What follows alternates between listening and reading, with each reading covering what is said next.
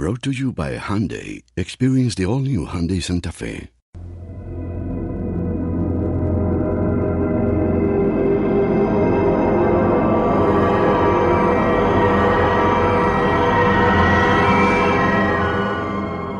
Welcome back to the official Lost podcast hosted by ABC.com. And, sad as it is, we're now almost halfway through this first section of Season 3. But fear not, things only get juicier from here. Last week we saw Sun and Jen rock the boat in their episode, The Glass Ballerina. This week we'll discover the fates of Locke, Echo, and Desmond after the hatch imploded last season. Further instructions airs Wednesday, October 18th from 9 to 10 p.m. And of course, what would a Lost podcast be without executive producers Damon Lindelof and Carlton Cuse? We'll be checking in with those two later.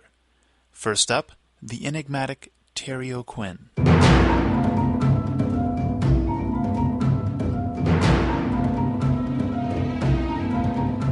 Last season, the big mystery was the hatch, and what happened if no one pressed the button, which made the moment when Locke smashed the computer strangely satisfying for the briefest of seconds.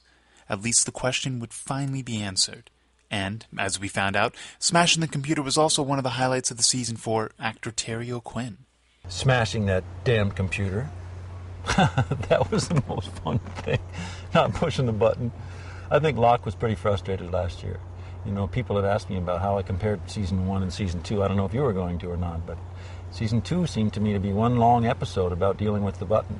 And is this now my destiny? This character is saying, like, I was seeking my destiny, and it was in this hatch, and it was all very romantic, and I went down there, and I found it, and like, oh. It's kind of like when I was young, and I remember I was a young Catholic boy, and they were talking about, and I thought, well, if I go to heaven, are there going to be a lot of nuns that are going, like, kneel down, say your prayers, like, you know? So I said, I don't know. Heaven, I'm not sure about. Kind of had the same reaction to the hatch. It's real! It's all bloody real! Now push the damn button! I know what I saw! It's a lie! It's not real! None of it is real! You don't want to push the button? Then I will. No! Nuns are cool, by the way. I don't know. I was young, and I was. It was harsh. My family. I like them. Of course, playing Locke's Crisis of Faith wasn't all fun and games. I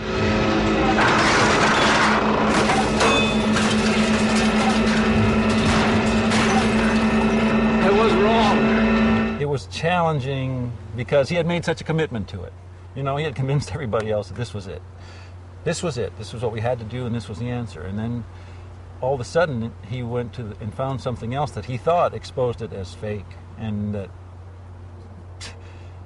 crushed his dreams. And after being the salesman for the hatch, you know, he was kind of like, nope, guess what? Well, I'm just kidding. No, I've changed my mind. Or I was wrong, which I think could be written on Locke's tombstone. John Locke, I was wrong. Maybe there'll be some evidence to the contrary this season. On a personal note, I went to Catholic high school, and I can tell you, nuns get a bad rap. I mean, look at me, I'm perfectly normal. Although I do work in television. But so do executive producers Damon Lindelof and Carlton Cuse, who are obviously normal. We now turn it over to them.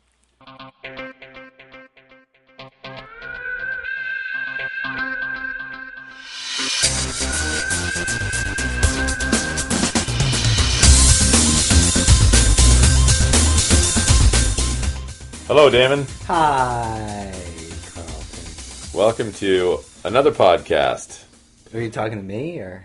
No, I'm talking to the podcast listeners. Oh. Hello, listeners. Hi, podcast listener. Shouldn't you be working? No, clearly not. I wonder how many people listen to this podcast at work, because I really hope they're not listening to it when they're not at work, when they could be Actually, doing something constructive. Something constructive, or spending time with friends, or watching television. If I was, working in a job where I could listen to it at work, I would listen to it at work. Do you listen to any podcasts other than ours? No. Do you? I don't listen to ours, certainly. I watched our video podcast, and it made me sick. But in all I the think right you're ways. overreacting. Yeah, It wasn't too bad. No man should ever have to look at himself. That's what I believe. Okay. That's where I come from. All right. Well, anyway, hi. We're going to talk about... Why don't we start with a rehash of the Glass Ballerina, which a Excellent. lot of people don't know was Carlton's nickname in third grade. It was 5th grade. It was. I'm sorry, which is another story entirely. It is. But this is Sun and Jin's story, and there was an interesting revelation in this episode, Carlton, and that we see that the question that was being asked last year, for those of you who say we never answer any questions, lo and behold, Sun, sure enough, was having an affair with this young man, Jay Lee. But in reality, we really didn't answer any questions because we still have the big question looming there, which is, whose baby is it? Well, yeah, I that is a big question, but what's cool is Sun might not know the answer to that question. And, Exactly. and this is a cool thing to talk about on a podcast because we kind of... Pregnancy? Yeah, pregnancy. Well, Carlton, Okay. there's something you should know. We knew that, when we shot Sun and Jin's last flashback story in season 2, that yes, Sun was going to consummate this affair with Jay Lee, and we had a conversation with Yunjin about it. She asked us, and she said she'd like to play it as if they had, and we said you wouldn't be playing it wrong. And it's very cool to sort of now go back and look at that episode, knowing, what she did do, and watching her performance and really sort of appreciating the nuance of it. I think, again, last week, both her and Daniel were just extraordinary. Excellent, yeah. And big props to them. They're so good. They're so good. So, yeah, obviously that's very much in play this season, and we'll get back to this story, and we will find out whose Are you baby inferring it that is. Sun is going to find out whose baby it is? Yes, I am. How's she going to do that? Well, that's a good story, How isn't do you it? To take figure a it. paternity test on the island? It's interesting. Very interesting. See you You're in- taking one right now, aren't Yeah, I'll you? see you in episode 19, somewhere around about. So let's talk about the implications of what happened on the boat. Yeah, let's talk about it. Sun shot somebody. Big episode for Sun all the way around. Yeah, she shot this woman whose name appears to be Colleen or something Call. like that. Is that whatever they call her in the beginning? We'll find out more about her Yes, later. we will. But yes, this sort of rather severe blonde woman. Who issued a rather stern warning before that, too, didn't she? Now, correct me if I'm wrong, but before she left to get the boat, she actually kind of got a kiss on the cheek from that guy who's Pickett. been beating on Sawyer. Yeah. So what's going on Danny there? Pickett. I think they were an item. So he's probably not going to be very happy about her getting shot. No. So she's dead, though, right? I don't know. We don't know what happened. She got shot. I mean, I guess we'll have do you to- think she's dead? I guess I'll have to watch the show this week. Yeah, we'll have to find out what happens. I normally watch Criminal Minds, but this week This week you might watch Lost. I will. Awesome. That's great. More importantly, though, because all Yeah. that's very important stuff, but Sawyer totally laid it on Kate. He made a big kiss on her, and lo and behold, afterwards, it sort of seemed like he was just doing it so he could ascertain certain information about his guards, but I think that he was just trying to get some. That's my theory. I think that's a good Correct me if theory. I'm wrong. You're wrong. All right. No, you're not wrong. I mean, I think things are looking good for Kate and Sawyer. I mean, if I was a betting man, I would say that on wasn't there a promise made that we would find out whether Kate was going to hook up with Sawyer or Kate or Jack I don't know or about herself? I don't know about promises, Carlton, but if you're a betting man, I will bet you $5 that she chooses Jack. Okay, Put her there. you're on. All right. We just shook. My money's on Jack. Okay, my money is on Speaking of Jack, Kate having an affair with herself. What? that's interesting. I mean, speaking of, she could just choose them both. Like, that's what they did on Grey's Anatomy. And then It what was happens? like- Do we each get $250? Yeah. Well, Okay. yes, exactly. All right. You lose $250 and I win $250. So, speaking of Jack, there was a bit of an interesting scene at the end of last week's episode in which Ben, who introduces himself as Benjamin Linus, I guess Right. he says he's lived on the island all his life, which is interesting if you believe him. I mean, we would consider that fairly revelatory for those of you who feel like we never give you answers. But correct me if I'm wrong again, Carlton, but the Dharma Initiative, we know, came to the island in around 1980, if we look at their orientation film. So he Right. seems like he's a little bit older than that. So if he's been on the island all his life, then It might imply that there were other people on the island before the Dharma Initiative. interesting. Interesting. That's really interesting. Well, I mean, we know that there were people who crashed there in Rousseau's party. We know that there were, although they were sort of kind of simultaneous with the Dharma Initiative. And then there was also, of course, the people who crashed in the Black Rock. Wow, yeah. The people that made that crazy statue with 4 toes. Wow, yeah, you're right. So, it boggles the mind. there could be all sorts of people that have been on this island over long periods of time. It's interesting. What does that do to everybody's theories about the island, Damon?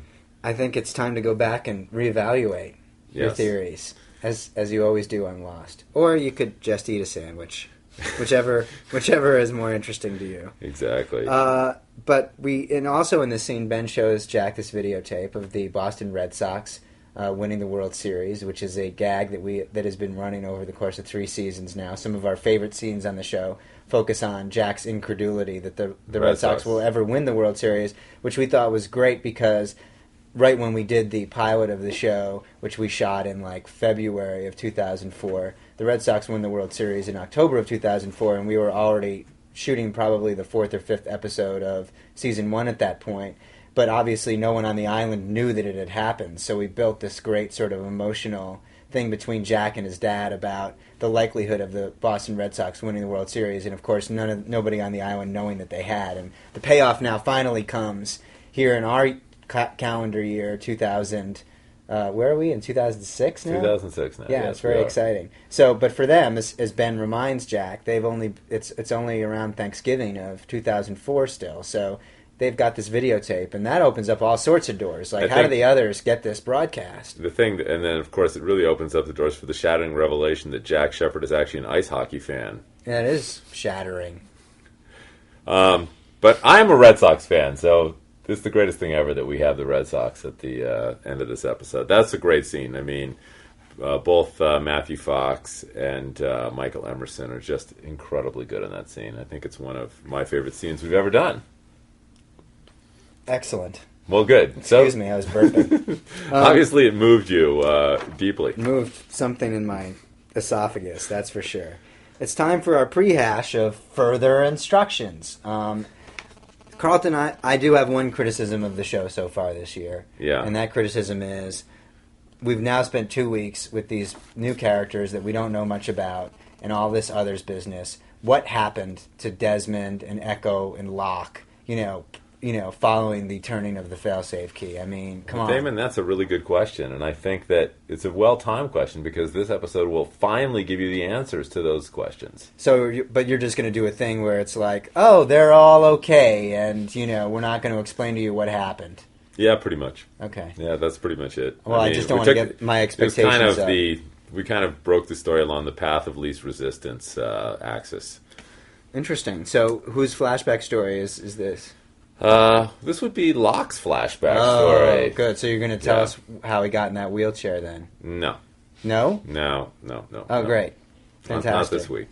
Wonderful. But we do see a return of Locke as the man of the jungle, which I think is something the audience will be very happy to see. Wasn't that your nickname in 6th grade? Man of the Jungle? Was after your last ballerina phase? Once I turned a corner. I turned a demonstrable corner between 5th and 6th grade, and Man of the Jungle kind of remains my nickname to this day. Yeah, that's more indicative of the man that I'm at. It's the glass ballerina. I've seen photographs, but it's hard to believe that was you in that tutu, and you're so fragile. Yeah. And beautiful, really. Thank you. I really appreciate it. All right. That. So it's going to be a good episode. Before we get carried away, it's time for fan questions. Okay. Can I go first? I wish you would. This question is under the heading, Shannon, will we see more of her? Posted by Pam Stein 4, who's posted 4 times in the last 90 days. I love your podcast, by the way. Damon, you are so super cute. Carlton, just read the question. I don't need your editorializing. Why should I read the question since you wrote it? Oh, that's good. I too am from the Great Garden State. Okay. That would be New Jersey. Thank you, Pam Stein 4. That's awesome. Anyway, one of the things that really did frustrate me about the show was when you killed both Boone and Shannon. Actually, it says when you killed of both Boone and Shannon. I think that's a typo. Okay. Anybody who thinks I'm super cute is obviously I won't chalk it up to highly disturbed New Jersey already. educational experience that was less than stellar. Zowie. Anyone else who died can be seen possibly in other Castaways flashbacks, i.e. Libby and Christian. There is a rumor that Ian Somerhalder will be in the next Locke-centric episode. Are we ever going to see more of Shannon? She was so one-dimensional through most of the first season. but you killed her once she got interesting. I mean, so does she like her or not? It's like one-dimensional. So anyway, killing her killing her kills off more chances to see Boone.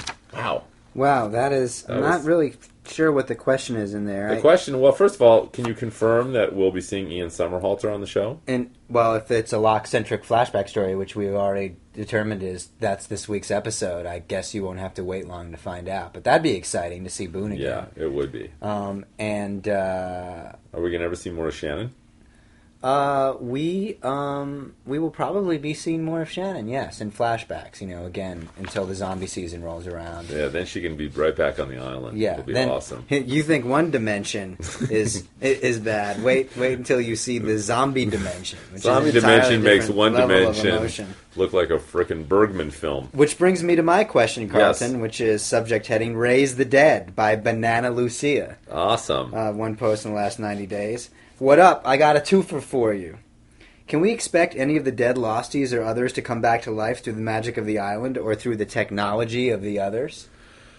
We kind of, with the proviso that we will be doing the zombie season, have made a commitment to not bring back dead characters as dead characters. So, like, if you're dead on the island and lost, you're pretty much dead. Unless it's in a flashback. Unless it's in a flashback. Like Ethan, who, died in episode, 11 of season 1 and yet has made 5 guest appearances since. Or Christian Shepherd. I mean, oh yeah. I mean, my God, he was dead in a coffin before the show started, and he's had more screen time than some of our regulars. Excellent. So the twofer, the part 2 now is obviously when a plane crashes, people look for it and the survivors. Any insight as to the progress of the people searching for the missing plane in the real world? How's that going? Not well. I mean, it's now 2006, and, well, has anybody found the plane? I mean, well, no. It's not 2006 for it's them. 2004 for them. So they've only been looking for 2 months. Yeah. Or have they? Or have they? Wait. We don't really know what time it is in the outside world, do we? Well, Ben told us that it's November of 2004, but okay. I wouldn't trust those others if I were you, Banana Lucia. But they haven't found the plane. Damon. Yes. This is from a lost gangster from Bushama. This is going to be good. 38 posts in the last 90 days. Wow. Will we see a gangsta on the island? All right. Someone like Eazy-E who can rap and who is black and who is from Compton, California.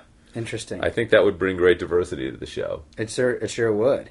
I think that, well, first off, Eazy-E is, as we call in the casting trade, technically unavailable, as he is dead. So, until season 7, the aforementioned zombie season, Eazy will not be making any appearances. But Couldn't we cast an Eazy-E lookalike? I guess we could. Yeah. But I like the idea of a rapper on Lost, and maybe one of them, maybe the others have a sort of resident rapper. Ben, like, he lives next door to Ben, and he has turntables, and Ben comes out and says, "Keep it down in there, or I'll kidnap your children," or something like that. That's awesome. You like that idea? I do. I think we should immediately go. Someone into write the that room down. And break that story. All right, that's fantastic. Carlton, I have a Yes. question for you. Jack's Tattoo and Flame Station by Am I Lost? 3 posts in the last 90 days. Carlton, I always thought that the tattoo on the underside of the left forearm of Jack is a flame with sparkles. And if so, then does this relate to the Flame Station on the doormat? And Sparkles was actually Carlton's nickname in college. A brief period away from Man in the Jungle. I really actually don't think all these biographical details are of general interest to the podcast listeners. I beg to differ, but we'll let them respond next week. You can vote for Carlton's your favorite nickname. Yes. Okay. But anyway, the question is Jack's Tattoo. Seriously, are we going to ever find out what it's all about? Well, Sweet Pea, let me tell you. Wow, I like that nickname.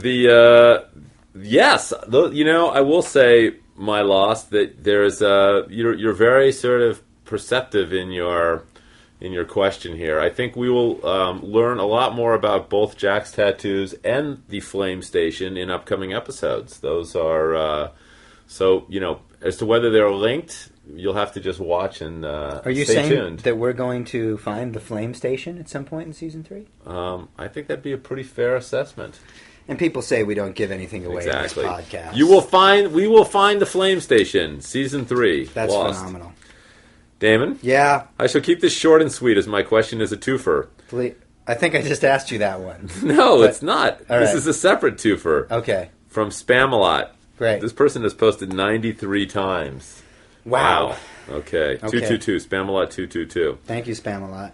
Benry and the others keep referring to some dreaded him. Is Benry him now, or is there someone still higher up on the chain of command? That's number one. I like that. I like the Benry thing. That's Yeah. very clever. It's sort of like a, like a J-Lo, like a Bennifer and Bradgelina. Well, what's cool is the PS on this is I am neither a Jader nor a skater. I am a Damon/Carlton shipper, a Damelton. Damelton? How about Carl Dam? That's better, I think. I like that. I went to Carl Dam once. It was boring. The answer to that question is, we're certainly assuming that when Ben went back when he was Henry, says, the man in charge on the other side of the island is a great man, but he's not a forgiving man, that he's talking about himself, when you later realize he seems to be the ones calling the shots. But, I don't know. There's you don't always see what you get on the show. So That's right. But I think you're You're not, in I other think words, it's a you're very not fair. closing that door. Yeah, I'm not going to close it. Okay. Leave it open. A crack. Yeah. Awesome. As we of the Jewish faith say, we'll leave it open for Elijah. Awesome. That's fantastic. Did you ever see that? Remember that horror movie, Elijah? Yes, it was a short film. That was fantastic. Damon, part 2. Yes. Kelvin and Desmond both asked their new hatchmates, "Are you him? Are we ever going to find out why and who this him is and why he never showed up?" Thanks. Well, I think the short answer is him is their alleged replacement Right. that Candle refers to in the orientation film. And quite honestly, I think it's fairly sexist that they assume that their replacement would be a guy. But I don't know if they're referring to someone specific or anything else. But he might just have gotten lost along the way, or stopped to tie his shoe and gotten eaten by a polar bear or something like that. Or the Dharma initiative might have been over and there might not have been any more replacements to send. And he was sitting down there waiting for replacements, and yet, the Dharma initiative might have gone chapter 11. That is a much better theory than my shoe-tying polar bear eating theory. So I'll go with that. And I have one more question for you, Carlton. Please give Charlie and Claire a good story this line by LKBACB.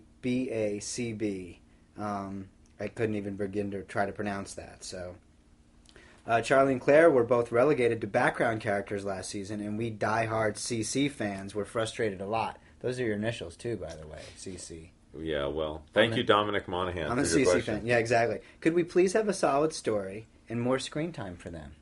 What's going on with Charlie and Claire? They well, kissed? What's going to happen? They kissed, and there sort of is a budding romance, but, that's a good question, and I think there's some interesting twists and turns coming up in that romantic relationship. I think it might be fair to say that that might go from a romantic relationship to a famous lost triangle. Would that be possible, Damon? But there's 3 sides to a triangle, and if Charlie's one and Claire's one, who's the third side? Who would that be? Who would that be? That's a good question.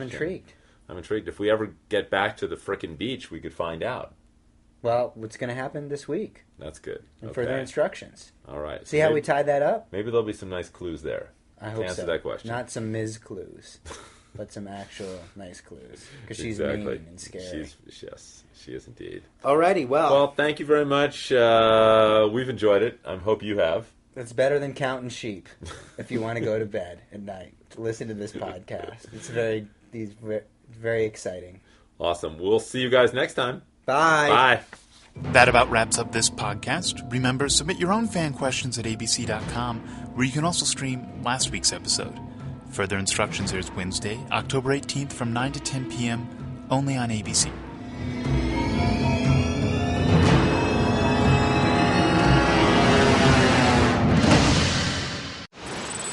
You're hearing the sound of America's most advanced assembly plant, but Honda and Toyota are only hearing footsteps. Because right here, Hyundai is building a better SUV, the all-new feature-packed Santa Fe, with standard safety features like electronic stability control and 6 airbags, and the protection of America's best warranty, 10 years, 100,000 miles, all for thousands less. The all-new fuel-efficient Santa Fe, only at Hyundai. See dealer for limited warranty details. Safety belt should always be worn.